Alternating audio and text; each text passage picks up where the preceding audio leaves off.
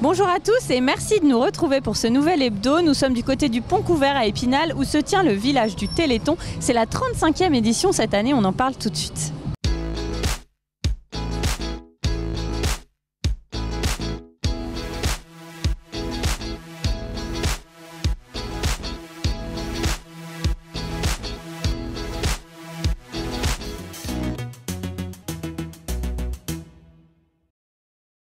Nous sommes sur le Pont Couvert à Épinal. Je suis avec Michel Geoffroy. Pardon, bonjour. Bonjour.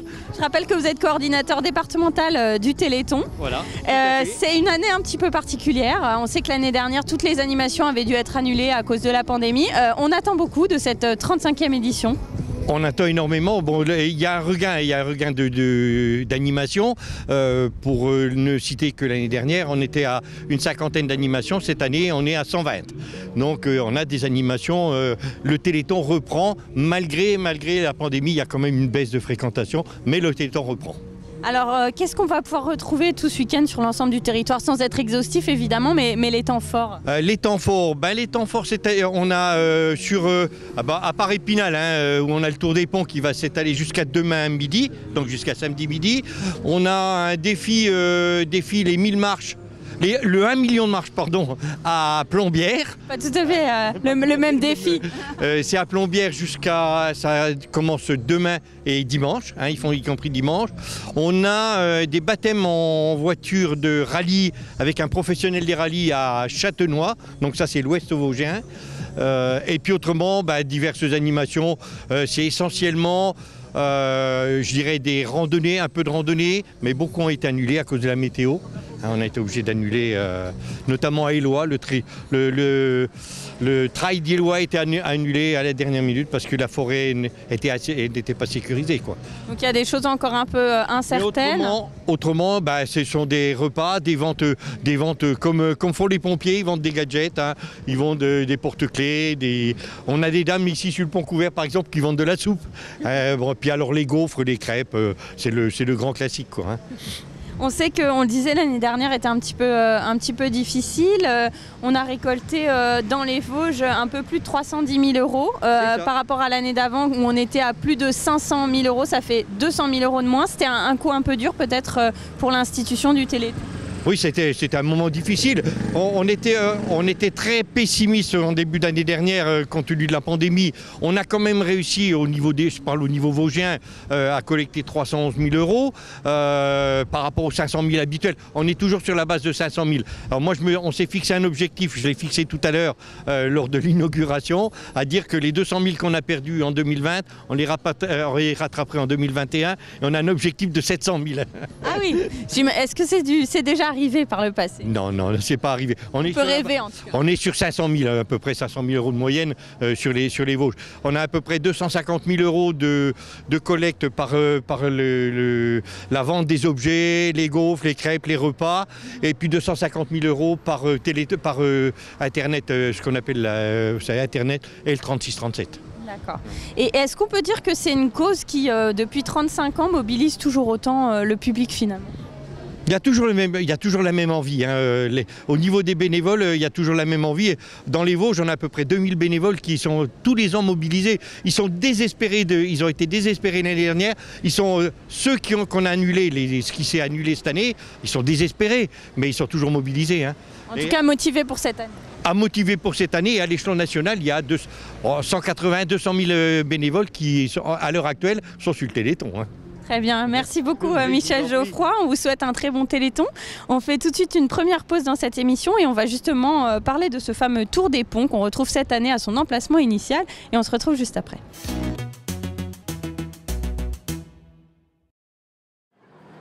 Depuis ce vendredi matin, c'est reparti pour un tour des ponts, en l'occurrence à Épinal. L'AFM, l'association française contre les myopathies, a officiellement lancé la 35e édition du Téléthon, avec ici la mobilisation, comme d'habitude, de nombreuses associations, des entreprises et des scolaires. Le Téléthon, c'est une association pour les personnes qui ont des maladies et si par exemple on ne court pas, ils pourront finir dans un fauteuil roulant. Et là on est fatigué quand on fait ça ou on est motivé? On est plutôt motivé. 114 événements comme celui-ci, portés par près de 2000 bénévoles, sont ainsi proposés pendant tout ce week-end solidaire dans les Vosges, en espérant faire mieux en termes de collecte que l'année passée. Je suis vraiment ravie d'être avec vous aujourd'hui. Et depuis 2019, grâce au Téléthon et grâce à la recherche, le premier traitement de thérapie génique a vu le jour. Une seule injection peut maintenant sauver la vie d'un enfant. Mais la route est encore longue et la mobilisation toujours de mise. Et cette année, dans les Vosges, le Téléthon est parrainé par 2 auteurs.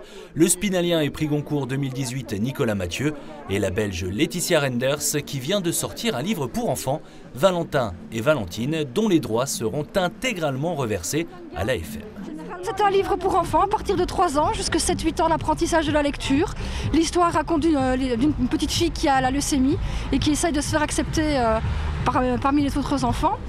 La police d'écriture est spécifique pour les enfants dyslexiques, donc ça aide à l'apprentissage de la lecture. On a essayé de combiner plein de choses et j'espère que ce sera au goût du public. Un livre donc pour soutenir la recherche, un numéro également, le fameux 3637, mais vous pouvez aussi faire des dons en ligne sur le site de l'AFM. Nous sommes de retour sur le pont couvert. Je suis avec Claire Robieux, bonjour. Bonjour. Je rappelle que vous êtes responsable régionale de l'AFM Téléthon, responsable Grand Est. L'argent récolté durant le Téléthon, il est notamment en partie reversé au laboratoire Généton qui fait de la recherche. J'imagine que la recherche a beaucoup avancé depuis 35 ans. Oui, c'est ça exactement. Donc on est cette année sur le 35e Téléthon, mais en fait l'accélération a été vraiment fulgurante ces dernières années au niveau de la recherche. Et on est en train de vivre une véritable révolution médicale avec des traitements de thérapie génique qui fonctionnent, qui ont été administrés à des enfants là, depuis 2019 sur des maladies neuromusculaires, donc les maladies, j'allais dire, historiques du Téléthon. Et on voit que ça fonctionne. On a des petits-enfants que vous verrez à la télévision là, pendant les 30 heures. Il y aura le petit Jules qui se met debout maintenant, qui a été traité en 2020. Il y aura la petite Victoire qui porte si bien son nom. Voilà, donc c'est une super belle chose. C'est vraiment des thérapies qui changent littéralement la vie de ces enfants, des enfants qui auraient dû mourir très précocement et qui peuvent vivre ou espérer vivre à peu près normalement. Alors le mot est fort, mais plus normalement en tout cas. C'est exactement ça en fait, on change la vie des enfants, on change la vie des familles, tout ça grâce aux dons, grâce aux chercheurs. Et les maladies dont je vous parlais tout à l'heure, c'est ça qui est très révolutionnaire, c'est que ces enfants, s'ils sont traités vraiment juste après la naissance, hein, donc d'où l'intérêt aussi de dépistage néonatal, ils ne développeront pas la maladie. Enfin, donc ils ont une injection quelques jours après leur naissance, une injection unique et la maladie du coup arrête de se développer et c'est ça qui est absolument formidable. On parle là de l'amyotrophie spinale, c'est bien ça? Exactement. Donc l'amyotrophie spinale, donc la maladie de cette petite Victoire que vous verrez à la télévision. Et on parle aussi de la myopathie myotubulaire de notre petit Jules, qui lui donc a été traité, donc, je disais en 2020, qui maintenant se met debout. Donc il y aura des superbes belles images là, sur France Télévisions de Jules qui progresse à vitesse fulgurante avec une seule injection qu'il a eue en 2020. Vous parlez justement de l'intérêt du fameux dépistage néonatal. C'est aussi un objectif du Téléthon, c'est d'élargir ce dépistage. On sait qu'à l'heure actuelle, il y a un certain nombre de maladies qui peuvent être dépistées dès que le bébé naît. Et l'idée, c'est de pouvoir en dépister d'autres pour justement éviter que des maladies se développent.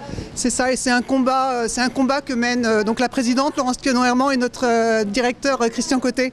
C'est vraiment un combat parce qu'on estime que c'est très très important et si on peut contribuer à ça aussi, ça sera une belle victoire. Il y a également des avancées dans le domaine de la vision, c'est ça?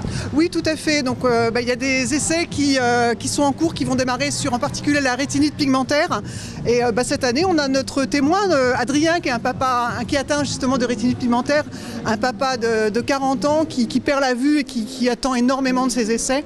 Et ce qui est important aussi, c'est que toute cette recherche peut aussi bénéficier à des maladies plus fréquentes. Et par rapport à la vision, ça peut être la DMLA. Nos chercheurs pensent vraiment que toutes les recherches qui sont faites actuellement vont bénéficier à ces maladies fréquentes, en particulier pour les yeux. Alors l'année dernière, on a récolté au Téléthon plus de 5 300 000 € au niveau régional, plus de 77 200 000 € en France. C'était une année où en plus il y avait beaucoup moins de dons par rapport au contexte qu'on connaît. L'idée c'est de faire bien mieux cette année, j'imagine.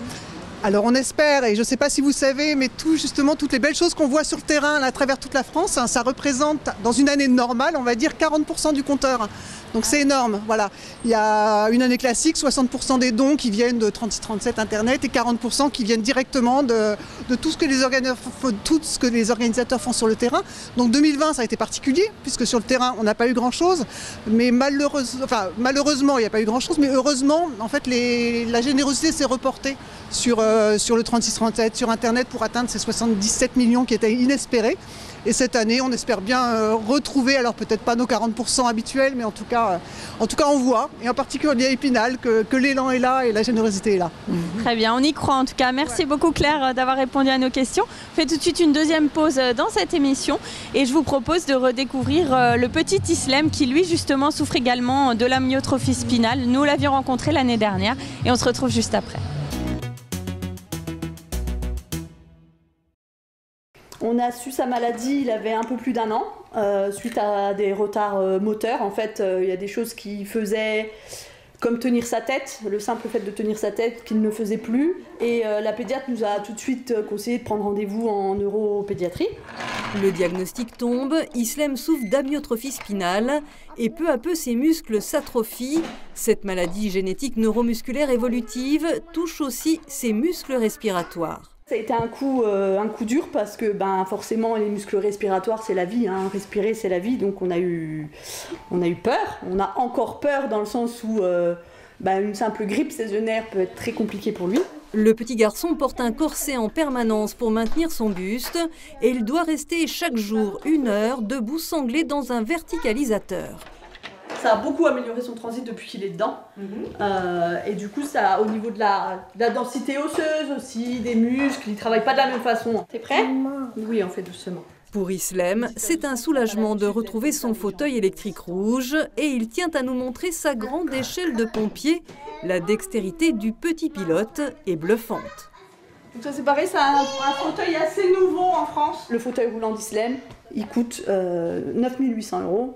Il y a 4 200 qui est pris en charge par la Sécu. Je me suis battue, j'ai réussi à avoir une mutuelle qui a pris pareil, donc 4 200 €, mais il reste un delta. Son fauteuil est synonyme de liberté, mais très cher comme beaucoup d'autres choses. Alors Émilie, sa maman, a créé Solislem, une association de soutien, mais surtout pour créer du lien. J'ai envie d'offrir la parole aux parents comme nous, que ce soit par rapport à l'amyotrophie spinale ou par rapport à tout type de handicap. Et moi, j'ai vraiment envie, avec l'association aussi, de faire des activités et des loisirs adaptés. Islem suit également un traitement, une injection tous les 4 mois dans la moelle épinière. Et chaque résultat est une victoire. Il bouge un peu plus les jambes, il ne le faisait pas du tout. Alors, on se contente de très peu. Hein. Je veux dire, il levait les bras que jusque-là. Maintenant, un dodo, maintenant tu lèves les bras comme ça. Tu montres ? Non. Il les lève comme ça. Ça, c'est énorme pour nous. L'AFM, Association de lutte contre les myopathies, finance en partie ce médicament très onéreux. Et cela, c'est grâce au Téléthon. Je me rends compte en fait concrètement à quoi servent nos dons. Et là, pour le coup, donner au Téléthon parce que concrètement, mon fils, il n'aurait rien en fait à cette heure-ci s'il n'y avait pas le Téléthon. Émilie, comme toutes les mamans, souhaite le meilleur pour ses enfants, une vie extraordinaire. Alors il faudra que le compteur du Téléthon, avec ses promesses de dons, grimpe encore et encore.